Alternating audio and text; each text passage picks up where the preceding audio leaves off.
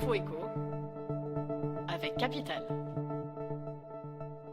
Le chiffre du jour, environ 10%, c'est la hausse moyenne observée par l'Ocservice sur les loyers, charges comprises, des studios et des TE2 dans les principales villes étudiantes. Pour obtenir ce chiffre, la plateforme de location a d'abord observé les loyers des appartements meublés et non meublés au cours des 12 derniers mois. Puis elle a comparé les résultats obtenus avec les loyers des 12 mois précédant cette période.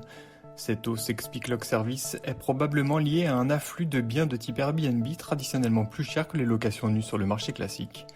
Retrouvez sur notre site les loyers moyens observés pour les studios dans 40 villes étudiantes. Le coup de gueule, ou plutôt le cri de détresse, est aujourd'hui poussé par les lecteurs de Capital au sujet du calcul de leur retraite. Beaucoup d'internautes ont fait part de leur expérience amère au moment de liquider leur pension. Manque de trimestres travaillés dans le décompte des droits, sous-estimation de la retraite complémentaire à Agirc-Arrco pour les salariés du privé, non prise en compte de la dernière année travaillée dans le calcul des droits, et les erreurs sont légion.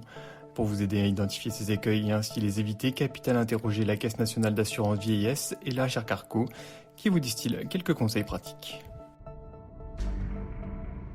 L'info pratique Capital concerne les travailleurs indépendants et auto-entrepreneurs qui ont subi de lourdes pertes au mois de mai. Depuis le jeudi 10 juin, ils peuvent faire leur demande de fonds de solidarité sur le site impotgouv.fr. Les conditions requises pour percevoir l'aide, plafonnées à 10 000 € ou à 20% du chiffre d'affaires pour les entreprises fermées ou appartenant aux secteurs les plus en difficulté, ne changent pas par rapport à avril. À partir du mois de juin, en revanche, le fonds de solidarité sera limité à 40% de la perte du chiffre d'affaires, puis à 30% en juillet, et enfin 20% en août. Plus d'infos sur capital.fr. Et on termine par les conditions selon lesquelles les boîtes de nuit pourraient rouvrir début juillet. Si la date du 2 juillet a été évoquée ces derniers jours, rien n'a encore été confirmé, en tout cas pas avant l'entrevue entre les professionnels du secteur et Emmanuel Macron prévue le 21 juin. Mais un protocole sanitaire strict se dessine, il est question du pass sanitaire évidemment, mais également de la solution de l'autotest. Ce serait au personnel sur place de le contrôler. Reste la question de son financement à trancher.